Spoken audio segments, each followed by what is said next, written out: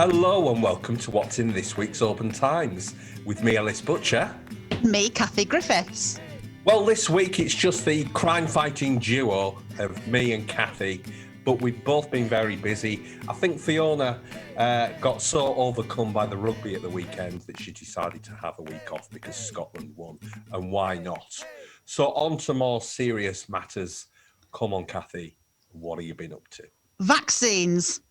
Well, I've still got quite a long wait because of my age until I get mine. It does seem that the vaccines are coming now. Oban didn't get a delivery last week of vaccines, but the vaccines are starting to roll in now, which is good news.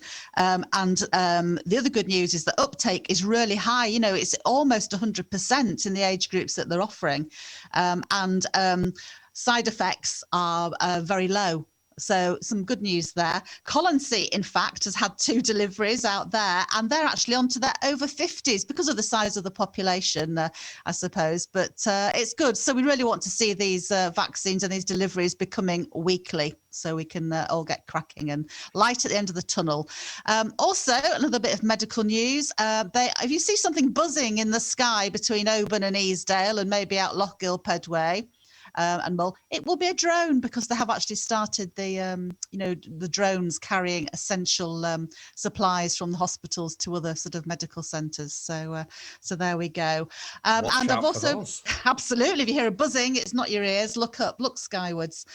Also, Martyn's Monday Club, we were talking to them this week. They're actually having to double their sessions because of the need, and to get word out to people about the sessions and letting them know that they're there. They're actually going around soon popping flyers through people's doors. So they're an excellent organisation, and help is out there if you are struggling and you need it.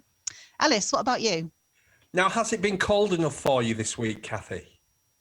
It's been cold. I've still been swimming, so, maybe not cold enough, Ellis. But it's been very chilly, hasn't it? It has indeed. I think the Met Office were saying that overnight sometimes it was as low as -6, -7. So we've all been feeling the big freeze this week. But why I've mentioned freeze, because it's all felt a little bit festive. It didn't feel like this at Christmas, did it? It wasn't very cold and festive at Christmas. But there is some concern about the 2021 Oban Christmas lights and decorations. Andy Spence, who's that very hard-working chief executive of Bid for Oban, he's put out a call to say that we need to get fundraising now as a town. The Bid can't do it all entirely on their own. They don't have the money for this thing. They're not required just to pay for Christmas decorations and Christmas trees and such like.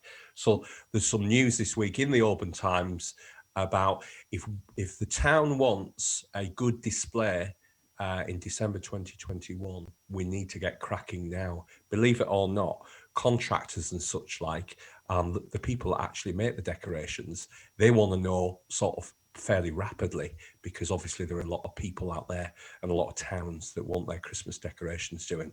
So I think Oban needs to step up to the plate. Now, staying on the subject of Christmas trees as well, there's a couple, apparently, this is a lovely story, there's been a couple of bats that have decided to roost in a pair of Christmas trees outside Lidl. Originally, we'd heard that it was Aldi, but it's not Aldi. They've been roosting in a couple of decorative Christmas trees outside of Lidl. And because of that, and because they're a protected species, they have to stay. So that's quite an interesting one. Whatever you do, don't feel tempted to go and have a sort of poke and a nosy, because bats are a protected species. And in fact, I went along the other day and I had a look. I couldn't see any, but there's always the chance that they may come back. Will the bats return, Kathie? You be Batman, I'll be Robin. Indeed, no. Well, I think we've covered pretty much everything this week. Here at the Oban Times, we're always happy to hear from you. So stay in touch, tell us your stories, share your photos. You can contact us by calling 01631 568 000. You can email editor@obantimes.co.uk, or you can message us on Facebook. Don't forget, you can also read or pick up a copy of the OT from supermarkets, newsagents and petrol stations. Or, if you prefer things online, get online to our website and get the page-turning digital edition of the Oban Times. So that's all we've got time for this week. It's goodbye from me, Ellis Butcher. Goodbye from me, Kathie Griffiths. Bye. Bye.